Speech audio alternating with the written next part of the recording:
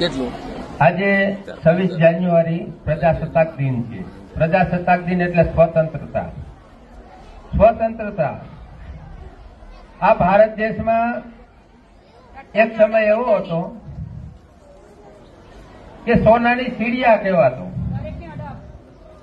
સોનાની ચીડિયા ક્યારે કહેવાતો કે વિદેશોમાંથી બાળકો આ ભારત દેશમાં ભણવા આવતા, ત્યારે આ દેશ સોનાની ચીડિયા કહેવાતો. અત્યારે કેવું છે કે આ દેશના બાળકો વિદેશોમાં ભણવા જાય. ફરક આટલો છે.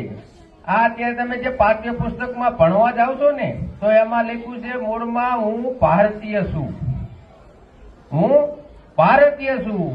તો આ જે ભારતીય છે આ સંવિધાનના હિસાબથી આપણને મળ્યું છે.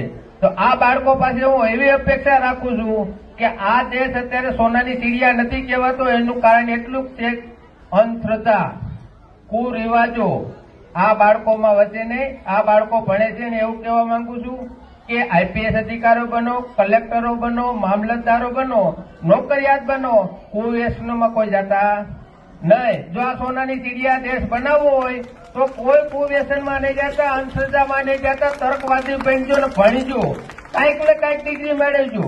આવી મારી અપેક્ષા છે.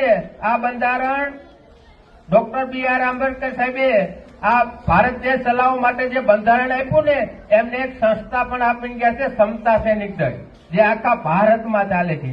અને એ સમતા સૈનિક દળના માધ્યમથી અમે આ સ્કૂલમાં 5,000 રૂપિયા આપીએ છીએ દાન પેટે. જય ભારત, જય સંવિધાન.